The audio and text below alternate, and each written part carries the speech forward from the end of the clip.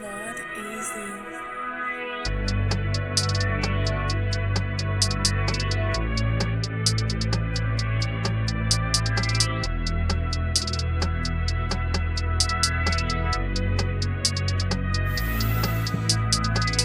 What's good, everybody? You're now tuned into the Nodcast, a new or different podcast where we'll be featuring different artists from different mediums. Today, I have a special artist with me that I'll be interviewing. He's a dynamic Nigerian-American artist who has weaved together music, poetry, and AI, most recently into his graphic design and filmmaking. Known for his influential presence in fashion and design, he has a unique style that serves as a canvas for expression, aiming to inspire a passionate pursuit of life's authentic moments. Everybody meet Kassim. Bless. Thank you for having me on the Nodcast. Thank you to the audience for tuning in. I'm excited. All right. Well, without further ado, let's get into it. Kassim, so what got you into AI? I know that right now it's making a lot of splashes in the industry, and I just wanted to know what was your kind of entry point into that. I appreciate that. It's a beautiful journey. It started with quarantine, being in the house, being alone, being just scared and nervous. I mean, I used to work as a bellman at a Holiday Inn in DC, and it was like I used to also went from there to work in front desk. And I just pretty much had like this structure. And then when the pandemic happened, the hotel industry was the first to go. And so my front end job and everything I worked so hard for went away. And I felt really lost. And so with quarantine, it was just a lot of free time. And I chose to learn skills. And so got into a graphic design course online to get the foundation. Went on Reddit, start following everything. Adobe, boom, this thing, that thing, this thing. Just following the pages itself. So when every new tech would come out, I'll just learn. And then YouTube University, I use YouTube every day to learn. And so what really got me to AI art was my love. I've always been an artist. I've always been a rapper, always been a poet, always been into fashion. Like in high school, I won best dress and I was designing clothes. And it was just really cool. Like I've always been like this different person, but I never had this skill set of crafting it. It was always conceptual. And so one day I was watching the Jetsons and I was just like, fuck, like everything in the Jetsons came here but the flying car. But then I looked up and the flying car's in prototype. So I'm like, all right, everything in the Jetsons is here. And so I just went and found out every single invention on the internet. I searched up, I was like, list every single invention that the Jetsons predicted. It was like 19 of them. All 19 used automation. So I was like, what is automation? And then then from coding, I learned how to do AI. And from AI, I got into AI art. So this all happened from 2020 all the way up to like 2023. And I just took off with it. So that journey started with coding. For me, we actually serve two similar disciplines because I actually do some coding myself. Incredible. I went to school for IT, and that kind of like helped me to figure out what I wanted to do as far as like my 9 to 5. But I've always been passionate about coding. Like I've always worked well with computers. Used to go to robot camps and stuff like that when I was younger. How I saw AI when it started to become more popular, I saw it as almost like as an opposition towards, the way that an artist can create. Do you feel like that's something that an artist is able to include in their art or the creative process, or is it something that is more of an opposition? It's definitely a tool. It's definitely a weapon, but it's also going to destroy art as we know it. So it's we're at this bell curve and it all works. It's like crypto's at the same spot, AI's at the same spot. And we're at this specific point and like the basement of cash is at the inverse spot, right? Okay. And so we're at this little spot on the timeline. So think of this world as a timeline. And then we're about to enter a post-AI world. And we're about to enter a post-Bitcoin world and a post-no cash world. And so the urgency of it all is why artists need to adapt to it, right? Yeah. And what ends up happening, what I've done is you build an audience as you learn. And as you learn, the technology get better and better. And as it get better and better, your services that you provide get more impressive because like, oh, AI could do this now. Like, for instance, to be transparent, I don't know how to do motion. But when Runway ML came out and when Pika came out, oh, Okay, now I wait. could do. So let's just stop right there because the audience may not know what these things are. So Yeah. Runway ML, could you break that down a little bit more? Absolutely. Yeah. So Runway ML is like, so I'm using multiple tools. I'm using Midjourney. I'm using ChatGPT. But specifically Runway ML takes the images that I make on Midjourney and it adds motion to it. So I could literally take an image and then cover my eyes and make this whole thing and tell the AI, hey, look left, and then the person looks left. And like the beauty of that is that prior to Runway ML coming out, I couldn't do that. Yeah. And so the reason why artists need to adapt to AI soon is because at this nexus point, it's about to be exponential growth. And so as an artist, your expression becomes exponential. You know what I mean? Okay. However, if you stay away from it, then it's just endless suffering because the reality is creativity is about to become democratized. It's going to be as easy to make a song as it's going to be easy to post a tweet. You know what I mean? That's how AI works.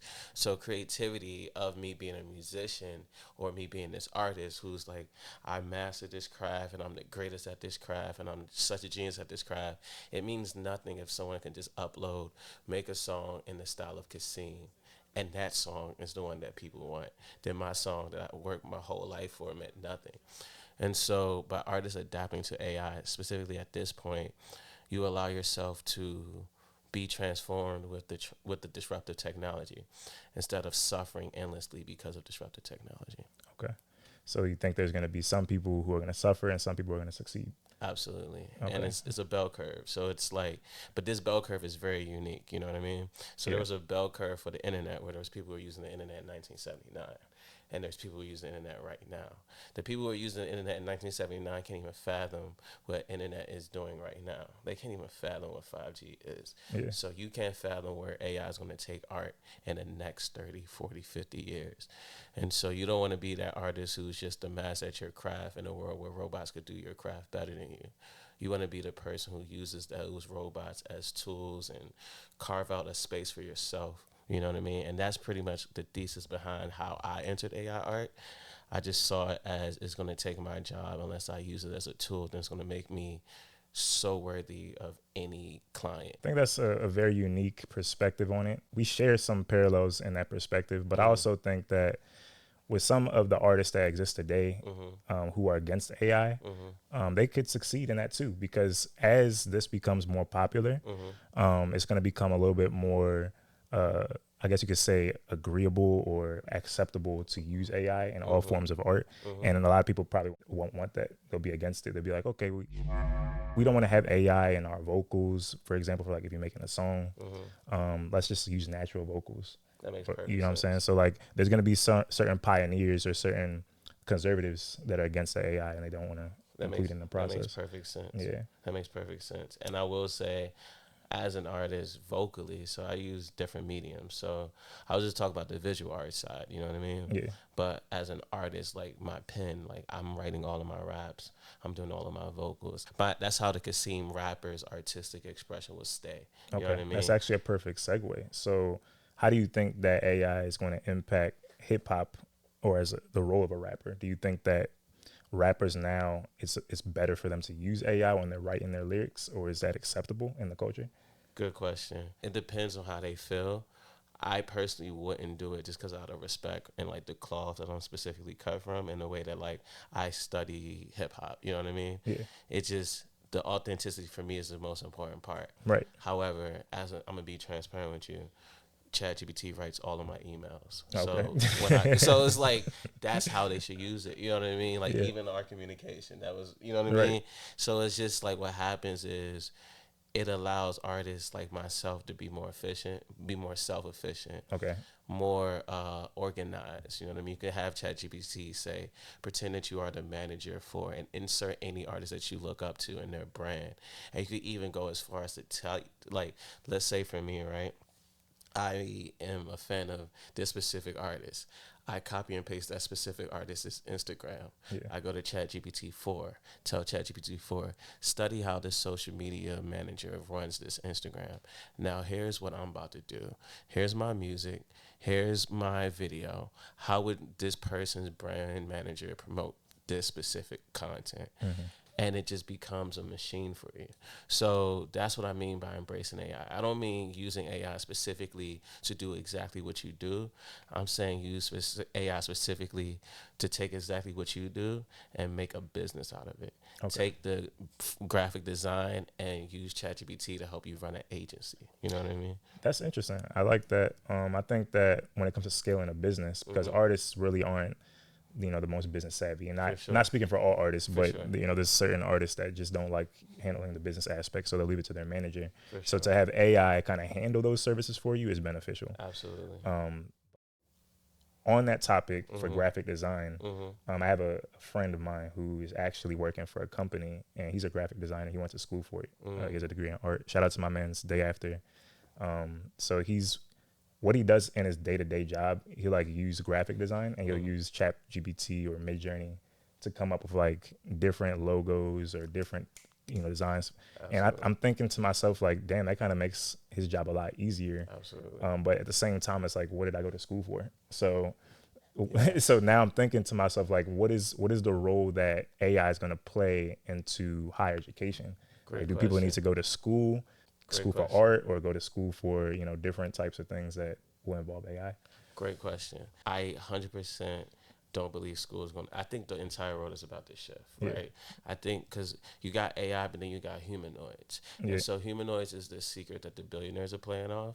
And what's happening is that Amazon is making like robot bodies. Disney literally has robot. It's like iRobot? Like iRobot. And so what the AI can do is that the AI can be, like, you could take ChatGPT into that robot and tell that robot, your job is to be a chef, and that chef is going to be better than anybody who went to culinary school.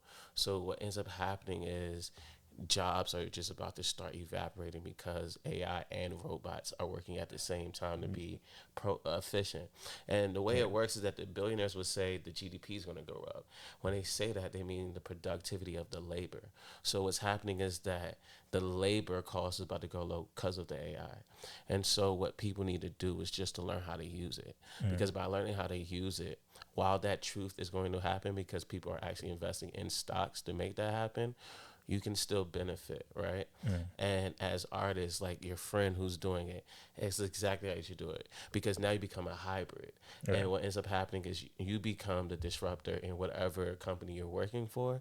And as AI starts to become more powerful, your employer is going to be like, I got to keep him around because he knows all of this AI stuff. You know what I mean? You instantly become an asset, and it doesn't matter about tenure. We're about to live in a world, and I think about this a lot because I'm always learning on YouTube, right?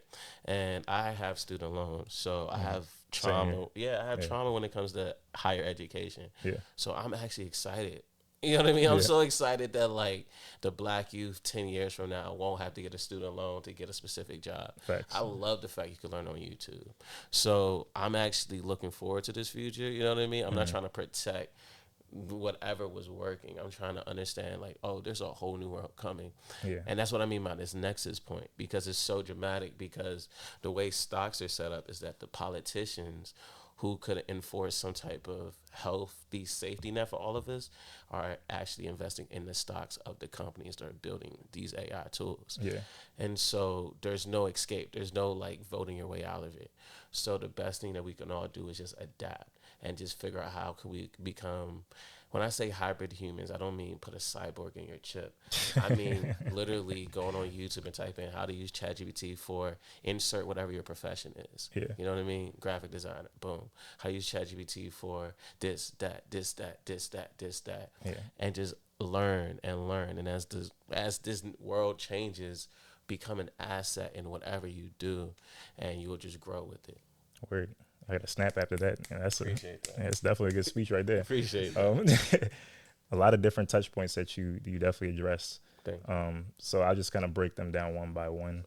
I do agree that there's a paradigm shift happening right now in all industries. Eventually, I think that a lot of the people who aren't really adapting to AI are going to have to suffer the consequences of that.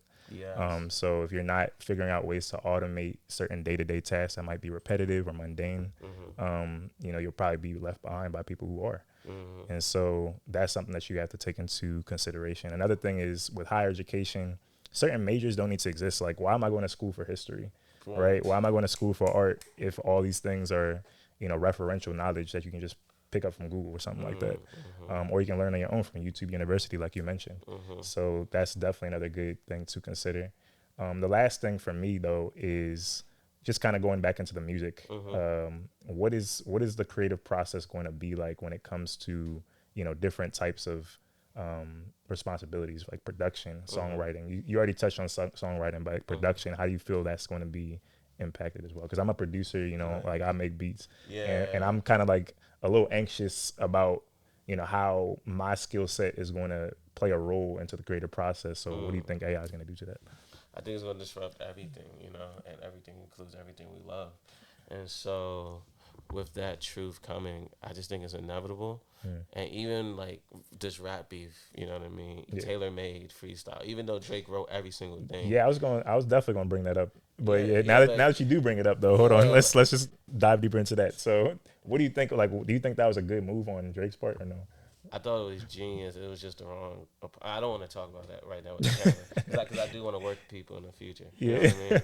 Because like I'm actually Yeah, a yeah. rapper as well. Yeah, you got to so, keep it political, Yeah, Yeah. but as PC as I can say it, Yeah. it was crazy. You know what I mean? Like I listen to every record and I'm like, it's cinematic. I But understood the move, but I think it backfired on it him. backfired incredibly. Yeah. And it's like it only could have backfired with the opponent that he had. Right. Like with any other opponent, it was chef's kiss. But what I do appreciate is that it got people talking about AI music. Like even myself, like I'm gonna be transparent with you. I'm actually working on a project and I'm working with AI. You know what I mean? And I'm working with AI ironically on the production side. Okay. And as someone who can produce, it's revolutionary for me. You know what I mean? It's really, it takes voice memo to another level. It takes iPhone notes to another level. Yeah. It takes freestyling. It takes type beat culture to another level. Right. And I'm able to really get ideas out that I can't get because I can't produce or I can't record myself. Yeah. And I'm personally using this technology. And when I put it out, I'm going to make sure it's really known so I could kind of usher a safety, not a safety, but my own perspective on how to do it.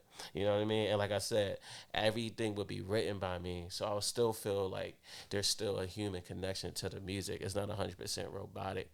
But I feel like what's going to end up happening, unfortunately, for any skill set, even your skill set, is that skills are about to be democratized, which is why universities won't make sense because people go to universities to learn a skill. So skills are just about to be everywhere. Well, I think that universities are going to change the way that they teach. I agree. I don't think universities don't really serve. Yeah, I don't think they don't serve any purpose at all. Right, like I don't think that's the case. But I appreciate that. Yeah, That was too radical. That's a little extreme. I appreciate that. That's real. So like, and that's the beauty of like communication. It's like you're absolutely right. Like it would just be every single major moving forward would be how to use AI to be doing what you're doing. Literally everything I just said, the universities would just charge people to just learn it. You know what I mean? And it will still exist. But anyways, like I truly feel like every skill set is up for grabs when it comes to AI. And so it's just like we can't afford to not learn. You know what I mean? Like minus all the radical things I ever said in this conversation, the whole point is to just go on YouTube, type in whatever you do every single day, whatever you love to do, and figure out how AI can help you do it better. You know what I mean? It's not about like leaving the world we have behind. It's not about leaving originality behind or the human connection behind. It's just about embracing what's to come and not being a victim of it. So that's another good segue right there.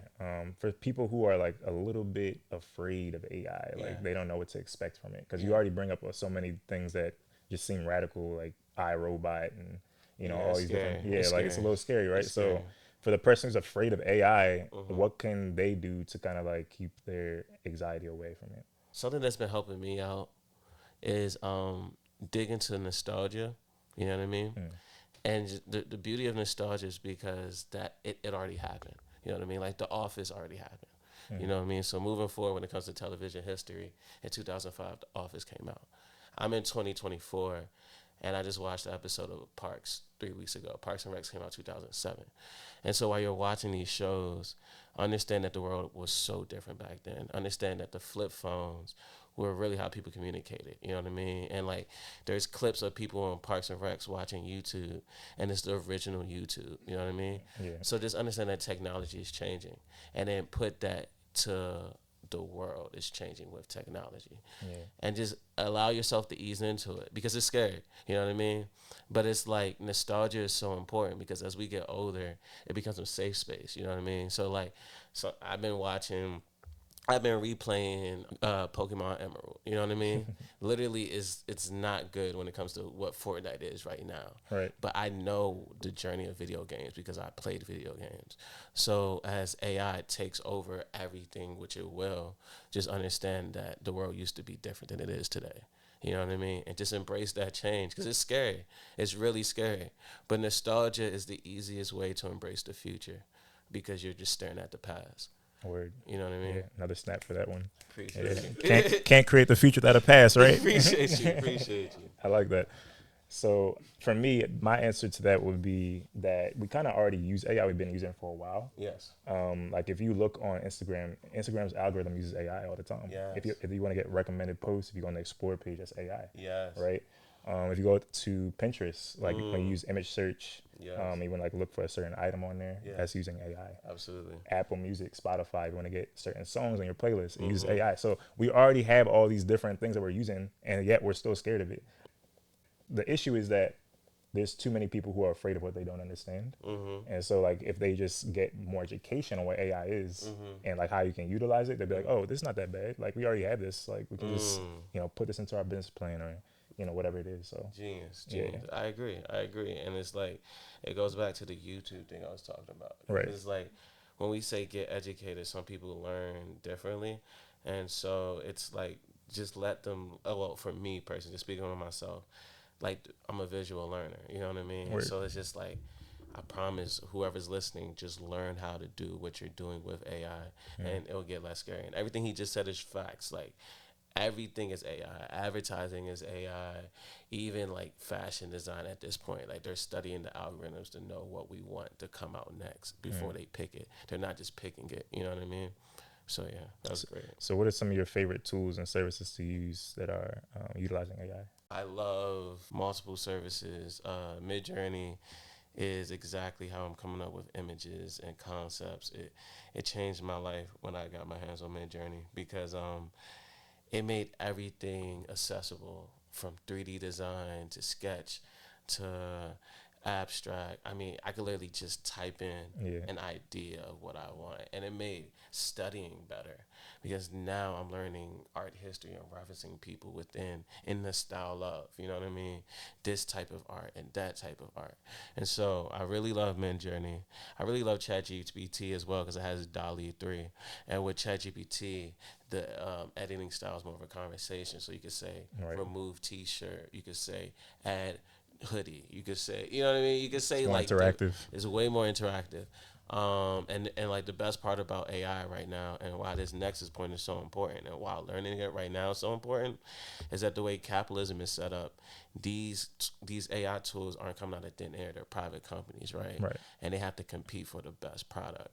And so what ends up happening is just like they just keep one upping each other. Like I can't wait to get my hands on Sora.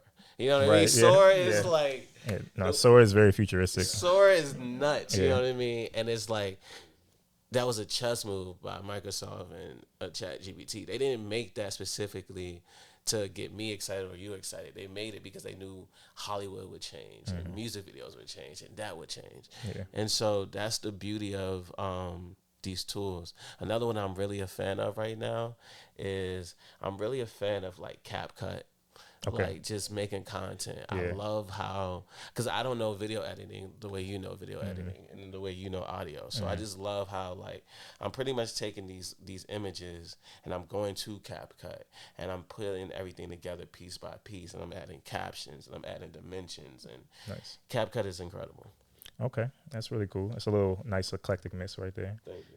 For the audience that's listening, I mean, I don't know if you want to do this, as an extra, but like, would you be open to like doing a workshop where you can showcase how you can use Midjourney for people who are interested in learning about it? Yeah, like a very rudimentary for sure, only because the beauty of AI is that it's all about aesthetic. You know what I mean? It's all about your personal taste. Yeah. So I don't want to say this is how you should do it. Right. But I would love to like just show people like, yo, this is how it is to come up with at least a base level what you want, and then let people just explore. Like when it comes to Mid Journey, they need to dig deep into what inspires them. Yeah, I But agree. yeah. Yeah, it's definitely like more of a playground. Yeah, that's fine. Yeah, so you should have like a little bit more flexibility in how you use it. That's fine. But just to like get the basics down, I Yeah, think that would that's be fine. ideal. That's yeah. fine. I appreciate that. Word. All right. So I mean, now that we've covered most of our points, Mm-hmm. I mean, I think we just can break down more conversation into how you can utilize not only AI but just anything else that you have on a creative level. Appreciate it. So do you want to like break into any other topics about anything else that you're using outside of AI? Yeah, Okay. yeah. Thank you. Yeah. I will say, in addition to AI, another thing that we should all like, I don't care what we do, what you do, whoever's listening, what they do, learn how to make content around it. You know what I mean? Even this podcast, you know what I mean? Yeah. Getting like a photo before it starts, like everything is content. So just understanding how to use the internet in a way that doesn't make you extremely anxious, because we can't afford to be the best barber who isn't on the gram and isn't on TikTok. We can't afford to be the best nurse. We can't afford to be the best teacher. We can't afford to be anything in this world where there's tech layoffs every day. And so what we're seeing right now is that like what matters the most is a personal brand in addition to whatever you do, because the personal brand is why whatever you do matters. And so just like have them, whoever's listening, just understand that in addition to working with AI, it's also working with yourself. Word. And working on your presentation and working on how you communicate. And even when you're conflicted with different ideas, embracing ideas and being a people person, because we can't afford to be antisocial in a world filled with robots. Because in that world filled with robots, all we want is human connection. You know what I mean? So work on your human. Like I've been working on Kassim the person. You know what I mean? Like I'm finally about to drop music. It's been 11 years since I dropped a body of work, because I had to work on Kassim the person. Okay. And it's just like whatever you do, do with integrity. But you can only do it with integrity if you know yourself. So just take the time to learn who you are, learn what matters to you. In a world where tech is going crazy, just focus on also the human connection and like build with your community, you know what I mean? All right. And be a person of the people, whoever your people are. I think that's also important. That's good. I'm glad that you brought that up, because I mean, I think so many people get so caught up in the technology and like the skills and the tools and stuff, but they forget about the brand that they create for themselves, the identity that they have. Fact. So like figuring out who you are first and then kind of extending that onto whatever you're using is how you should go about it. Facts. Right. This phone that I have is an extension of myself, but it's not who I am. You know what I'm saying? So I use it to extend my brand, extend, my voice on different platforms, but it's not, it doesn't capture who I truly am, Genius. on a Facts. holistic level. So Facts. same thing applies to you. I mean, you just spoke on like Kassim the person, Yeah. but it's also Kassim the brand. Yeah, it's Right, healthy. so- It's healthy. I didn't know the disconnect, I'm going to be honest. Yeah. And by not knowing the disconnect, I wasn't in touch with who I am Right. or who I was. You know what I mean? Because I'm an even different person than I was when I finally found out who I was. You know what I mean? Like, it just keeps, it's just reawakenings all the time. But what ends up happening is that the L's become smoother. You know what I mean? Like, there's so many things that's just like this. Yeah. And you just be able to just have a constant flow. And like I promise, like in a world where, because the world that I'm talking about, like for instance, like I kind of hinted at it with the crypto part. I actually want to reference it because my project is about crypto as well, because I'm heavy into crypto. It's really cool. But it's, thank you. But it's like we can't afford to not escape the dollar safely. You know what I mean? Like as a society, we're $34 trillion in debt globally. And that's what we know. There's also a dark money pool that none of us know about. It's not tracked by the IRS. Exactly. Yeah. And so you can't fathom the debt. Yeah. And so it's like people, the reason why I have a project that's even like connected to the crypto goes back to the personal brand. It's like my personal brand isn't just I rap or isn't just I design. It's like, no, I'm an entire being. That's why it's Kassim via _. And that's what I mean about people figuring out who they are. Yeah. Because when this world where the crypto comes, it's a good thing and a bad thing. It's a good thing because it gives everyone, I'm talking 8 billion people, access to a network that can't be controlled. Like that's such a crazy concept. It is. And we live in It's the first time that ever happened in our lifetime. ever. Yeah. And Yeah. like it's the only time it's gonna happen. That's the secret. Yeah. Because the cat's out the bag. So like now we're just gonna grow this ecosystem. Are you a Bitcoin investor? Yeah, I'm not gonna lie, but Bitcoin is definitely one of my faves, but my fave is Solana. Solana. Okay. Yeah, Solana is like it's to me it's special because I think it's like the coin of the people. Like the no gas fees, the high speed, the meme ability. Like you know what I mean? Like I'm a meme coin investor.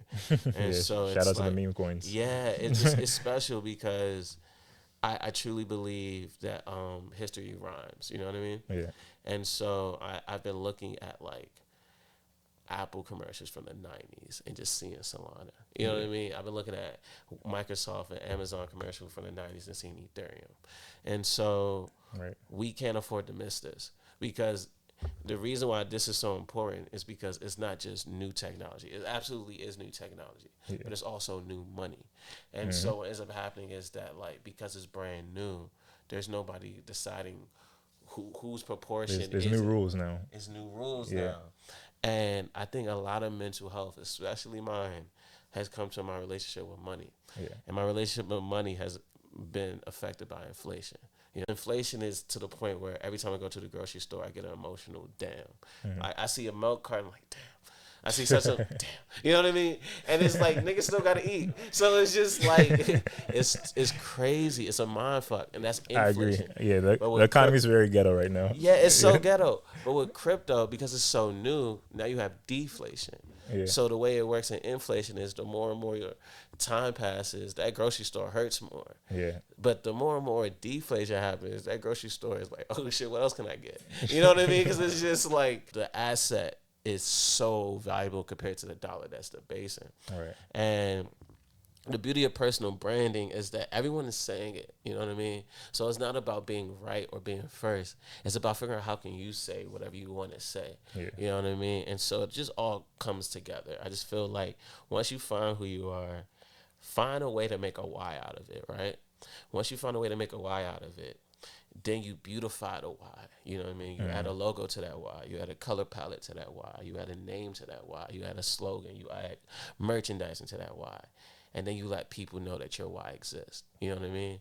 Yeah, I need to get like a Kassim GPT. Just to, like, talk to him in a daily, bro. You have like all these great talking points. Bless. I appreciate the platform. You know what I mean? Like, I'm truly, like I said, I've been working on myself. You know what I mean? This wasn't who I always was. Like, when I was in college, I was studying marketing, but like it was definitely traditional marketing. It was definitely you got to do this and you got to do that and you got to, and it's like the disruption of the pandemic and the disruption of like just how learning and how content works. And like luckily, I've been blessed enough to be in this community and see my friends become like fucking huge. And it's just like, oh shit, you went viral on TikTok. Oh shit, you went viral on the gram. Oh, you went crazy with a tweet. And I'm just seeing like, oh, your life could change. You know what I mean? And it's like the power of consistency. I've just learned over time. Yeah, the social wealth is definitely something you can benefit from too. Absolutely. If you use it correctly. Absolutely. But going back to the crypto thing, because I think a lot of people aren't really familiar with how it works.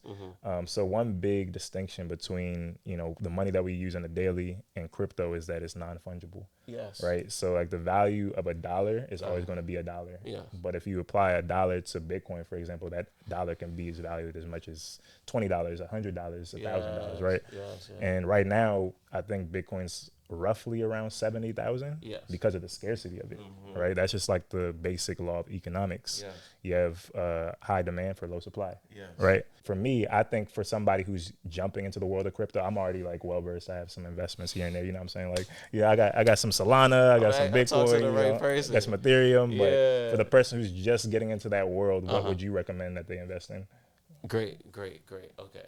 I'm so glad you're into it too, because now I could take this conversation. Not to say that I didn't know, because we don't know, you know what I mean? And like I said, I tend to sound radical, so I'm always trying to like not be like, yo, like the dollar's going to zero in front of everyone, right? But like the dollar's going to zero, you know what I mean? Yeah. And it's like that's the beauty of Bitcoin, specifically in this election year, where every 2 weeks there's a new $100 billion being sent for something. Yeah. You know what I mean? For something.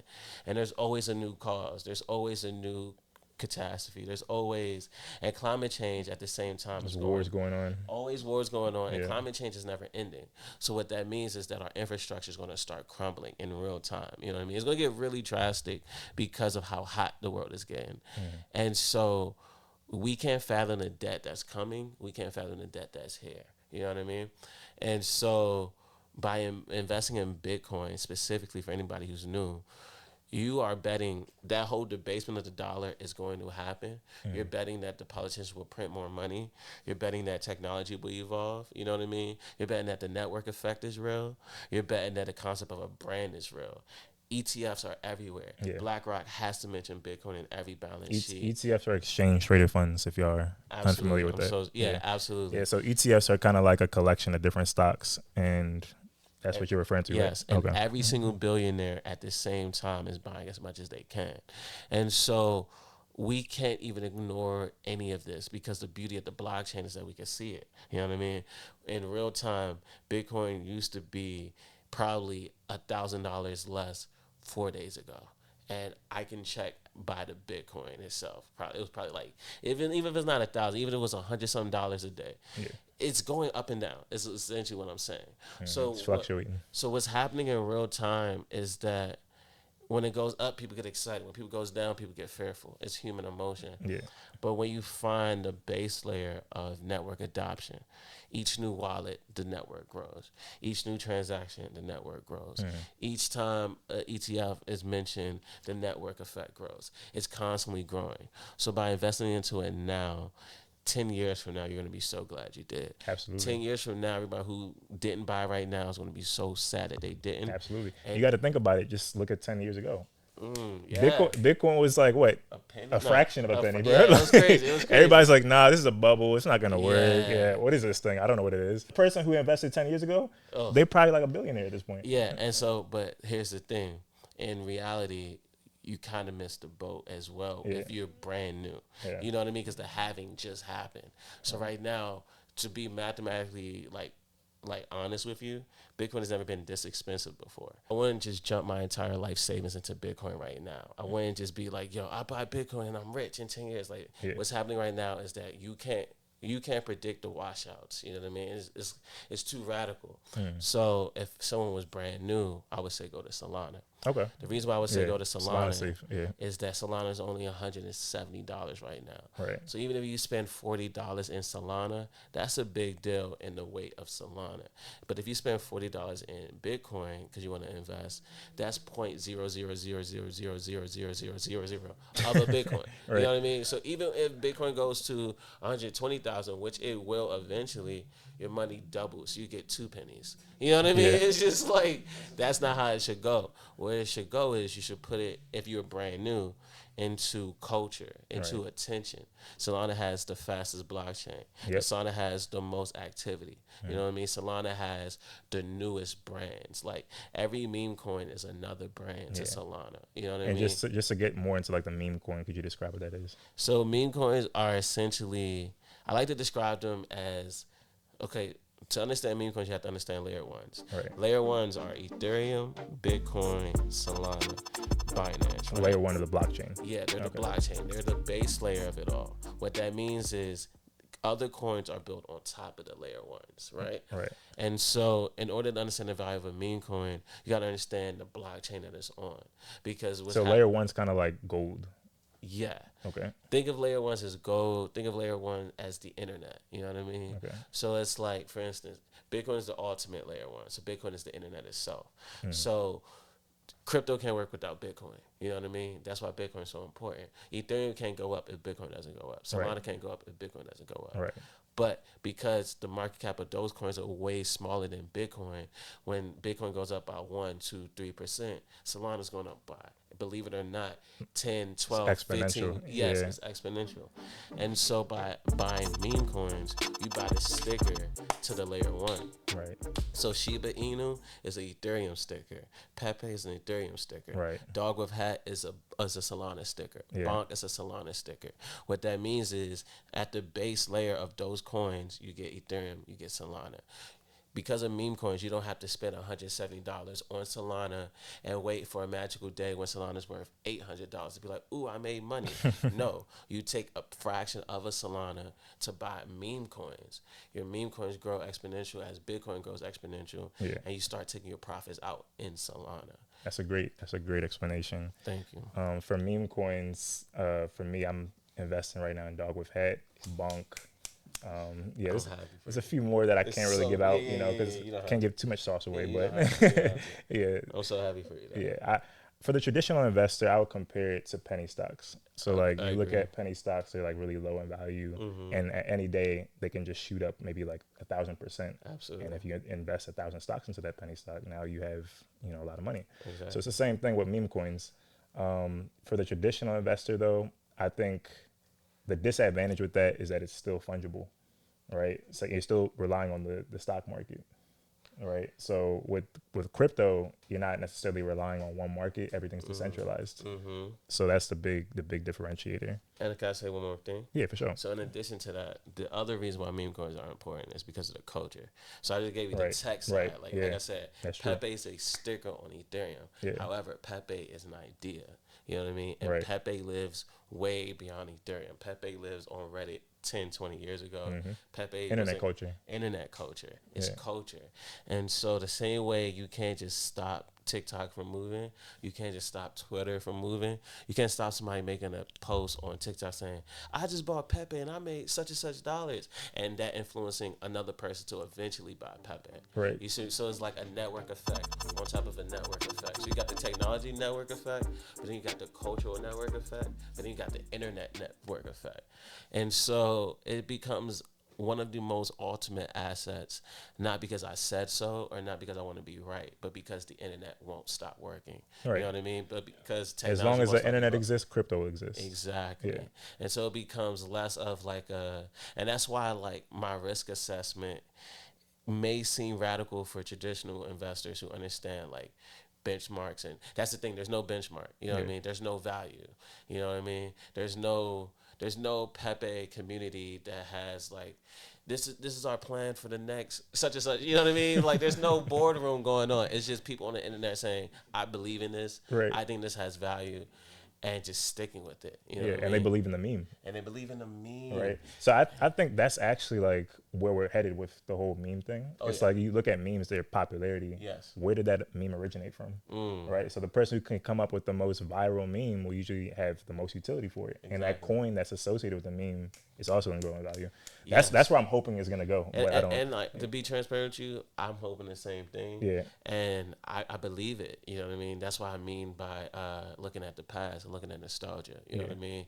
Just understanding that like in the office they had flip phones. You know what I mean? Right. Just understanding how crazy it would be for me to see somebody with a flip phone right now. Yeah. You know what I mean? So it's just like we can't fathom what happens when decades move. You know what I mean? Yeah. So it's just like you definitely have to think in decades. Yeah, and it allows you to just because your stomach's gonna hurt. I'm gonna be honest. Like for anybody who's trying to dip their toes in, it's a very terrifying experience when it comes to the volatility. But when you neutralize your emotions, the volatility becomes an asset in its own. Because one of my favorite things about crypto is that, believe it or not, it loses value. Like it's so important that it does that. Oh yeah. Because if it did, let me say one more thing. So let me just interject on that because I know that the way we're talking about it right now, we're talking about like crypto like it's the greatest thing since sliced bread. It's not. But there also is a lot of booby traps. So like 100%. There's scammers out there. Yes. There's people who do rugging, which is basically taking all the funds associated with that particular currency and just giving or taking and extracting it. Yes. And then now your value in it is at zero. Yes.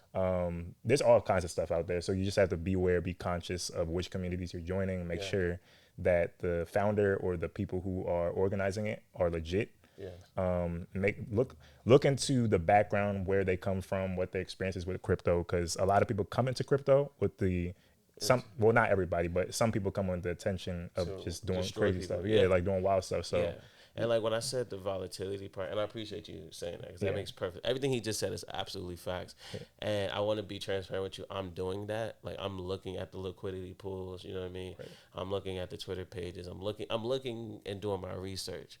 However, like there's other things where you don't have to do it. Like I promise you, like not saying it's financial advice or anything, but it's like Dogwood Hat is such a brand. Like Dogwood Hat is a brand. Right. You know what I mean? So like Pepe is a brand. You know what I mean? Sheep is a brand. Doge is a brand. So it also comes to a point where when I say there's no benchmark, what I'm letting people understand is that like the way that value is being recognized in this new world that's coming, like everything that used to matter doesn't exist. Right. So what's going to end up happening? It doesn't make sense for Doge to be worth $26 billion right now. But it doesn't. It really doesn't. But it's worth $26 billion right now. You know what I mean? Like it is. Like it is. And there's nothing that you can do. There's no benchmark. There's no like quote that could stop that. And so when you find a meme that's working, just lean into the fact that you're early. And the volatility being important is because if Bitcoin went up forever, what happens is capitalism works in this very critical way where everyone gets priced out. And when everyone gets priced out, the rich get richer and richer and richer and richer. The best part about crypto, in my opinion, now that I'm getting like a better understanding of money, and now I'm getting a better understanding of what a asymmetrical bet is. You know what I mean? What's putting $1 in and like expecting $20 to come from that $1. That can only happen in the world of volatility. So you ever heard that quote by J.P. Morgan? Billionaires in astrology. Explain it. Okay, so like J.P. Morgan once said, millionaires don't use astrology, billionaires do. So like, do you think there's like a connotation with that, kind of like going into the new world and how like we're in the age of Aquarius right now? Like, do you think that's a changing of the guards type of thing? Yeah. Okay, all right. And I think it's important to recognize it and I think the reason why I'm so candid about it is really important to document conversations before it happens. Yeah. Not to prove that you were right, but just to prove to whoever's watching it 100 years from now that the human conscious, like we understand. This is where we were, Yeah. Like one of my favorite things about like quotes is that you see how human genius has always been here. Yeah. Like quotes from 100 years ago only relate to us right now because of the understanding that they had. You know what I mean? Absolutely. So I'm glad you shared that quote. For sure. I agree. I think this changing of the guard is something we can all participate in. And that's why I don't notice this whole time, even though the ideas were radical, I was never in fear. You know what I mean? And the reason why I was never in fear is because of the understanding of self and understanding of the power and understanding of personal responsibility. So crypto literally teaches people how to become their own miniature bank. And not in a bank of the sense of you understand exactly how money works, but you understand how to generate and keep wealth. You know what I mean? Right. And the beauty of it all is that this blockchain is so transparent that it's very easy to look out for the coins without liquidity pools. It's always easy to look at the honeypots. You know what I mean? You can literally see it on the blockchain. And so by studying the blockchain, by learning how these things work, you're able to navigate in this radical world. Whereas when Bitcoin goes down, you buy more other crypto because you know your crypto goes down. So to be transparent with you, when Bitcoin dips and everyone's panicking, I'm buying Solana meme coins because Solana is now worth $50 less. You know what I mean? And so the meme coins are worth so much cheaper. But if it's worth $50 less, that means that it's already been worth at its all-time high, way bigger than it is right now. If you can recognize the patterns, you can predict what happens. Exactly. So, it just comes down to you analyzing it properly. The same thing applies to the stock market. Like a lot of people, what they're doing now is like they'll invest into something like GameStop. Or GameStop. And it's like a meme stock. That's what they call it.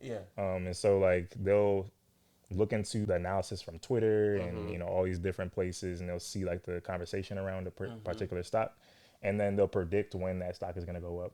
And most recently that happened. They had an investor.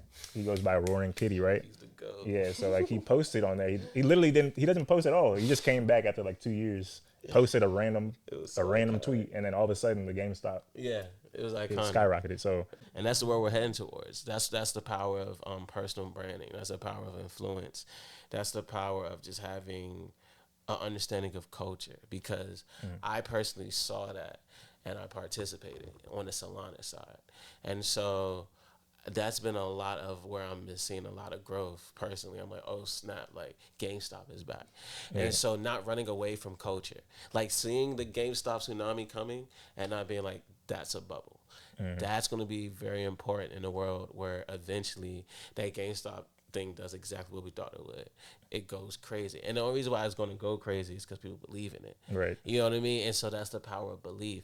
And not to like doom and gloom, but like the world sucks so much that it's so important that people have hope. And meme Well, coin gives that's people it's so interesting that you say that because like we always say like the world sucks, but we're part of the world. So who's exactly. really responsible for that? All Like all of us are we all play a complacent. role in Yeah, how good the world is. all of us are complacent. But this change is so important because this is the first form of economics where you could gain wealth together while also helping each other gain wealth Yeah. while not robbing each other. You know what I mean? In capitalism, the way it was set up in the traditional finance world, that's why it's so greedy, is because like there's only so much value within the dollars because of the inflation. Everybody's kind of fighting for the same thing. Yes, Yeah. but with an exponential growing economy, right, that's based off of automation and blockchain, you start to make money in your sleep if you have the right coins, right? And the reason why people are posting on GameStop, one of the main reasons why these meme coins and meme stocks and meme this and meme that works is because people make money. Right. The more people make money, the more they want to talk about that they made money. The more other person who wants to make money says, "Oh shit, let me," and that cycle just never ends, right? And that's why it's a tsunami and not just a wave. You know what I mean? It's going to just wash.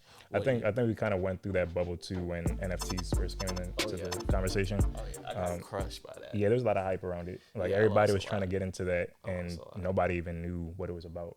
I lost a lot. Yeah. But like I love that I lost a lot in the time. Like I said, my money relationship had to change because in this world, you understand what happens. Like in reality, the FTX thing was a big deal. Yeah. And he crashed Solana. So I was in Solana in 2021. Then the FTX scandal happens, and then Solana literally goes from $200 to worth $6. Oh man. Yeah, I remember that. And all my NFTs were useless within a week. You know what I mean? And it had nothing to do with me. It had nothing to do with like my genius or me being wrong. It's Do you think NFTs are gonna become popular again? Absolutely. Okay. I think in the world of AI, because the thing about AI is that we reached a point right now where one, this is the worst it's ever going to be moving forward. Two, it's only going to get realer and realer and realer. So it's like deep fakes is what I'm talking about. Like they're going to make clones of people in video saying whatever they want them to say, doing whatever they want them to do. And NFTs are so important because NFTs verify if it's real or not. Yeah, some really Minority Report style stuff going on. NFTs will market and be like, nope, this was fake. This was made today, but the video came out 40 years ago. You know what I mean? So what's going to happening is that NFTs are about to be real estate. NFTs are about to be anything that AI can copy.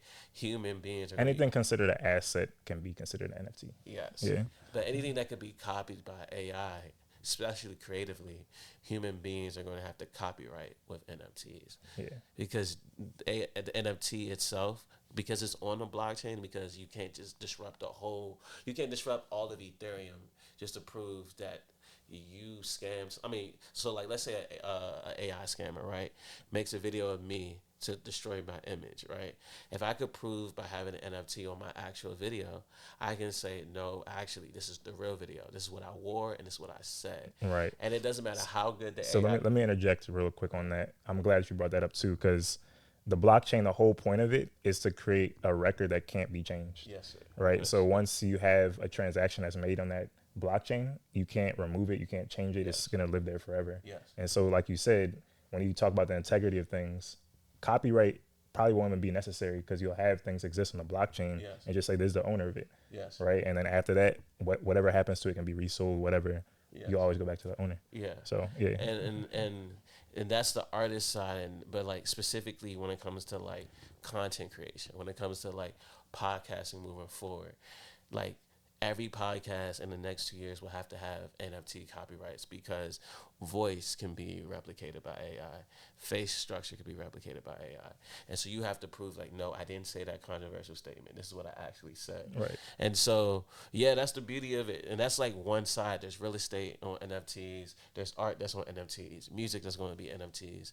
And so what just ended up happening in 2021, people were just extremely early. Same way with Bitcoin. Like Bitcoin, I lost, like I said, in 2021 market crash, I lost everything when it came to stocks at that point, and I lost everything when it came to crypto at that point, only because I was extremely early. Okay. You know what I mean? And that's the beauty of like little trial and error. That's the organic nature of the market. Like you have early adopters, you have late entrants, all that. It happens in cycles. So I think we're gonna wrap up in a few minutes here. Right. I think we had a great conversation, just kind of covering all kinds of things. I appreciate you. Talked about crypto, AI. Talked about the creative aspects of those things. Can I talk about one last thing? Project I'm about to drop. Yeah, for sure. Actually, before you get into that, Okay. I just want to kind of like talk about the astrology thing again. What is your sign? I'm an Aquarius. You're an Aquarius. Yes. That makes so much sense now. We're in the age of Aquarius. That's fine. And he's an Aquarius. So he's speaking about these things like he's a time traveler or something. Yeah, I'm probably weird about it. I appreciate the space, though. Any last words? Or? Yeah, I just want to say thank you, Nod, for the space to even express myself. Thank you for the platform, and thank you, whoever's watching this, for even tuning in. I know I may sound radical when it comes to ideas, so just thanks for even giving me a space to express myself. I feel like it's very important to be heard. And just like, for last thing, it's just like embrace the change, you know what I mean? Really get comfortable with the idea. Most definitely. Really get comfortable with the idea of it working out in your favor, whoever's listening, you know what I mean? I feel like a lot of the fear of AI also comes from the self-sabotaging nature that we feel in our current society. So just have faith that, like, if you're on the side of technology getting better, faster, sharper, and more efficient, you're on the right side. Just find whatever you can make out of it on the entrepreneurship front and just lean into that and trust the process and keep making content, keep sharing it, keep letting people know that you're doing exactly what you're doing, and eventually it's going to work. Love it. That's a nice little bow tie to wrap everything up. Appreciate that. Yeah. All right, guys. Well, I'm glad y'all are able to tune in on this episode. This is the first episode of the Nodcast. Definitely a great conversation about the future, about the past, about everything else in between. Yeah. So, yeah, man. Peace out. Look forward to the next episode. Appreciate you. Thank you. That was dope. Yeah.